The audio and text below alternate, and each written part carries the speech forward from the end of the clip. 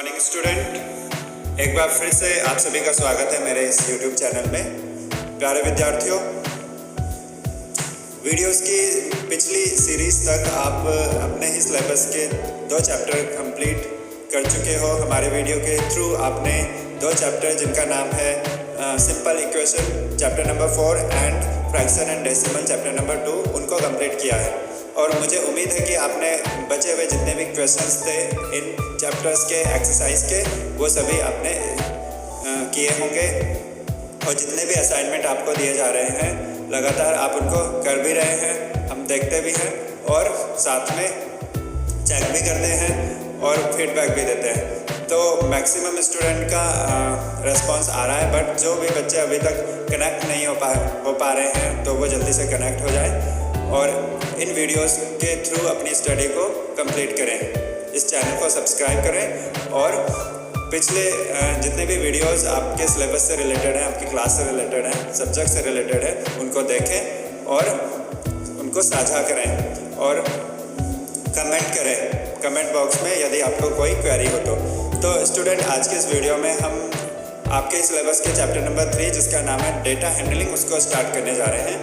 Data handling जैसे कि नाम से ही पता चल रहा है, इसमें क्या होगा कि डेटा को हैंडल करना है। अब ये डेटा क्या होता है, तो you have already study in the previous classes कि कितने तरह के डेटाज होते हैं और उनका कलेक्शन कैसे किया जाता है, और कलेक्शन करने के बाद हम उनका ऑर्गेनाइजेशन कैसे करते हैं, उनको मैनेज कैसे करते हैं डेटा को, और मैनेज करने के बाद उनका रिप्रेजेंटेशन कैसे होता है, किस विधि से या किस मेथड से उनको रिप्रेजेंट करते हैं, और उनके रिप्रेजेंटेटिव कौन कौन होते हैं, क्या क्या होते हैं। तो ये सभी चीज़ें आपने लाइटली प्रीवियस क्लासेस में पढ़ा होगा, पर रिकॉल के लिए इसमें भी हम इंट्रोडक्शन में यही पढ़ेंगे कि क्या क्या आपने पढ़ा था और क्या क्या हम यहाँ पर पढ़ने वाले हैं। तो you have learn to collect data, tabulate and put in the form of bar graph. आपने पिछली क्लास में यानी 6th क्लास में आपने पढ़ा होगा कि आपने डेटा को कलेक्ट किया था और किस तरह से आपने सीखा था कि डेटा को कलेक्ट कैसे करते हैं,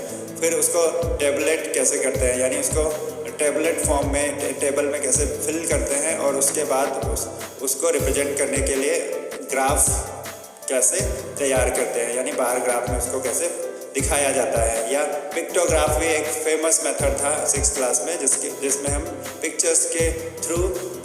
पिक्चर्स ग्राफ के थ्रू डेटा को रिप्रेजेंट करते थे।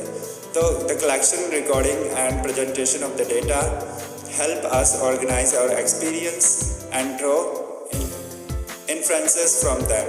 In this chapter we will take one or more step towards learning how to do this. तो इस चैप्टर में हम उससे भी आगे एक कदम बढ़कर और ज़्यादा सीखने की कोशिश करेंगे। You will come across some more kind of data and graph. You have seen several kind of data through newspaper, magazines, televisions and other resources. You have also know that all data give us some sort of informations. तो जैसे कि आप जानते हो कि आजकल corona काल भी चल रहा है और उसमें हमें लगातार बाहर की एक्टिविटीज़ से कौन रूबरू करा रहा है, तो डेटा ही एक ऐसी चीज़ है। जैसे न्यूज़पेपर में हम देखते हैं कि आज इतने इन्फेक्टेड पर्सन हो गए, आज इतनी डेथ हो गई उससे, तो ये सभी डेटा हम न्यूज़पेपर के थ्रू देख पा रहे हैं, मैगजीन्स के थ्रू देख पा रहे हैं, टेलीविजन में न्यूज़ के थ्रू हम इन चीज़ों का संज्ञान ले पा रहे हैं, हमें पता चल रहा है। तो ये सब डेटा हमारे सामने उभर कर आ रहा है। तो ये बहुत सारे एग्जाम्पल्स हैं कि डेटा का कलेक्शन और रिप्रेजेंटेशन किस तरह से किया जाता है। You have also know that all the data give us some sort information, क्योंकि किसी भी डेटा को हम जब देखते हैं, हम उसका ऑब्जर्व करते हैं, तो हमें क्या पता चलता है, हमें एक short information regarding that topic या सिचुएशन हमें पता चलती है। Let us look at some common forms of data that you come across.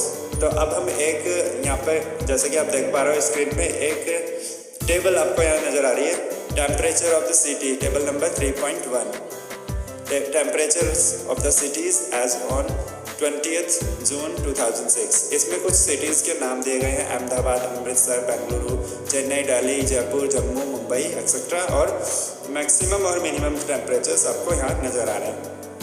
तो इस टेबल 3.1 के डेटा को देख करके हमें कौन सी इंफॉर्मेशन पता चल रही है। तो हमें ये इंफॉर्मेशन यहाँ से मिल रही है कि 20 जून 2006 को इन सिटीज़ का मैक्सिमम और मिनिमम टेम्परेचर इतना इतना था।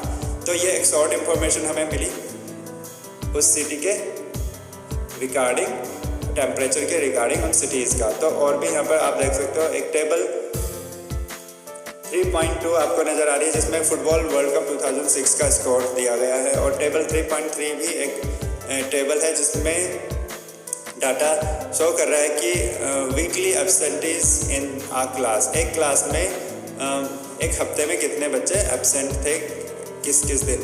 तो मंडे को जैसे 3, ट्यूसडे 1, वेडनेसडे कोई भी नहीं, थर्सडे ये 5 स्टूडेंट हैं और फ्राइडे 2 है और सैटरडे 4 है। इस तरह से हमें यहाँ पे एक पिक्टोग्राफ के थ्रू हमें जानकारी मिली कि उस क्लास में मंडे को 3 स्टूडेंट एब्सेंट थे। तो ये एक शॉर्ट इन्फॉर्मेशन हमें यहाँ से मिली है। तो इसलिए डेटा को देख करके हमें क्या पता चलता है, एक शॉर्ट इन्फॉर्मेशन हमें प्रोवाइड कराता है डेटा। ठीक है, तो अब हम आगे चलते हैं। अगली हेडिंग कलेक्शन डेटा। तो डेटा को कलेक्शन कैसे करते हैं, कलेक्टिंग कैसे की जाती है डेटा की।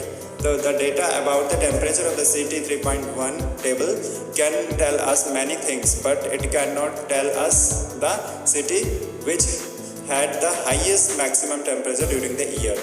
तो देखो जैसे हमने ये वाला डेटा अभी देखा तो इसमें हमें क्या पता चला कि 20 जून 2006 को इन सिटीज़ का मैक्सिमम और मिनिमम टेम्परेचर इतना इतना था according to the table.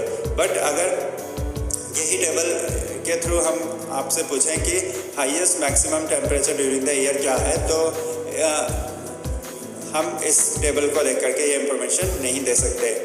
But it can not tell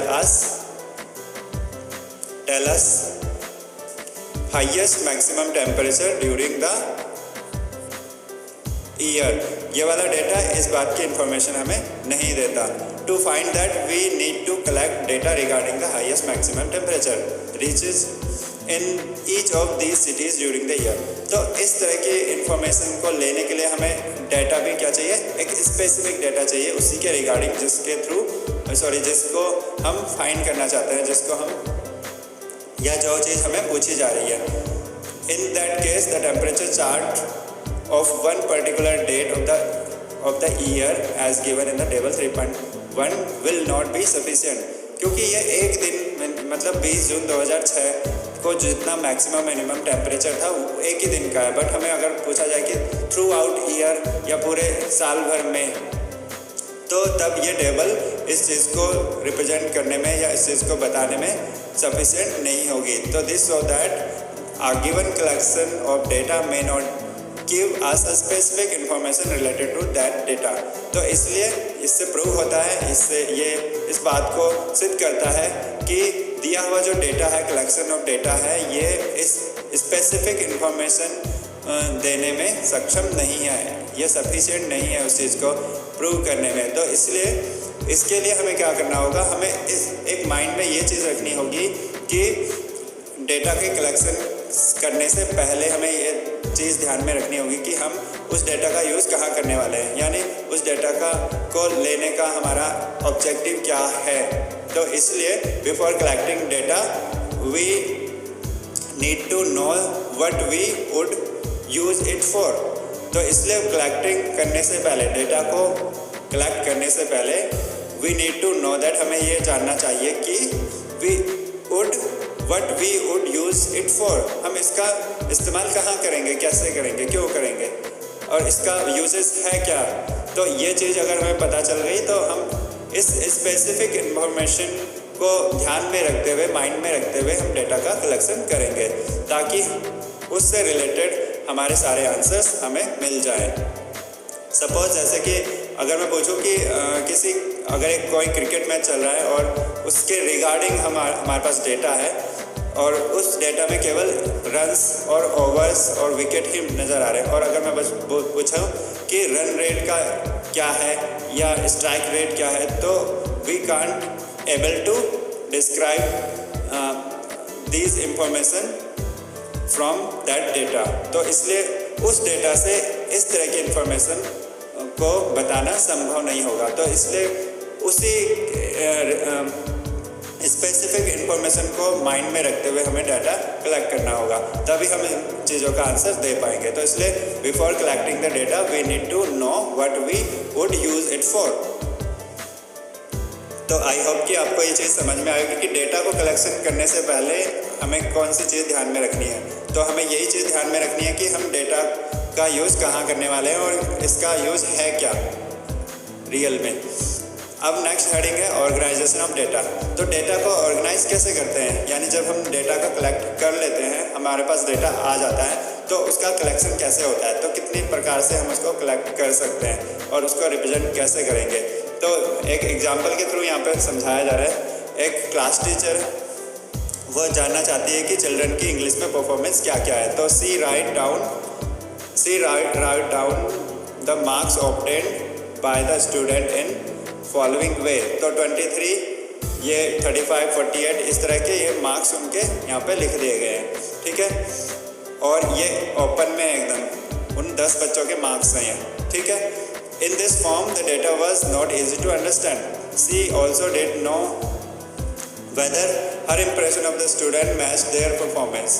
तो ये एक खुला डेटा है, यानी अनग्रुप डेटा है, और इसके थ्रू हम नहीं बता पाएंगे इसको कि इसको एक तो समझना मुश्किल है, ठीक है। मान लिया अगर ये 100 स्टूडेंट होते तो आपको पूछा जाता कि कौन सा बच्चा परफॉर्मेंस अच्छा कर रहा है या किसकी इम्प्रूवमेंट अच्छी हो रही है उस सब्जेक्ट में, तो इसको समझना इजी नहीं है। तो इसलिए डेटा को एक तो रिप्रेजेंटेशन ऐसे भी करते हैं, तो डेटा को मैनेज करने के अलग अलग तरीके हो सकते हैं। इसी चीज़ को नीलम की कलीग है, वो हेल्प करती है ऑर्गेनाइज करने में। तो वो इसी इंफॉर्मेशन को एक दूसरी फॉर्म में उसको प्रोवाइड कराती है। जैसे टेबल 3.4 में हम देख रहे हैं कि वही इंफॉर्मेशन, वही 10 बच्चों के नंबर इस टेबल में फिर से फिल कर दिए गए। देखिए roll number, names, marks out of 50। तो इस तरह से देखिए 10 बच्चों के मार्क्स और नाम और रोल नंबर सब आ गए।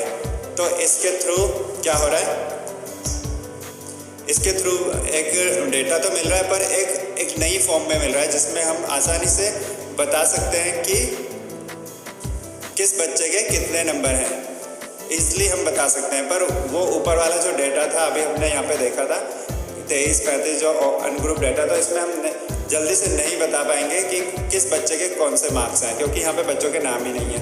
तो ये भी एक फॉर्म है डेटा की, जिस जो और क्या हो गई, रिवाइज्ड हो गई, जिसमें और आसानी हो गई कि किसके मार्क्स कितने हैं।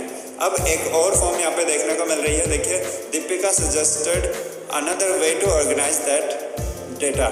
अब दीपिका एक और उसकी कलीग होगी, उसने भी एक उसी डेटा को ऑर्गेनाइज करने का एक नया तरीका सजेस्ट किया। टेबल 3.5 में हम देख रहे हैं वही बच्चे हैं और वही मार्क्स हैं उनके, ठीक है, और रोल नंबर भी वही हैं, पर डेटा जो है थोड़ा सा ऑर्गेनाइज अच्छे ढंग से किया गया। इसमें क्या दिखाई दे रहा है, सबसे ऊपर जो आशीष है उसके 48 मार्क्स हैं, उसका रोल नंबर 3 है, फिर 46, फिर 38। तो जो उनके मार्क्स उन्होंने ऑब्टेन किए हैं 50 में से, उसको उन्होंने कैसे लिखा, डिक्रीजिंग ऑर्डर में लिखा, यानी सबसे पहले सबसे ज़्यादा वाले मार्क्स वाला बच्चा लिस्ट में होगा।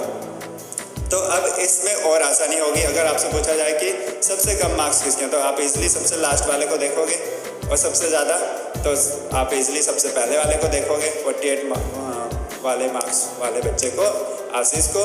तो ये भी एक मेथड है। तो इसलिए डेटा को ऑर्गेनाइज करने के ये अलग अलग प्रकार के तरीके हमें यहाँ पे नज़र आ रहे हैं, ठीक है। तो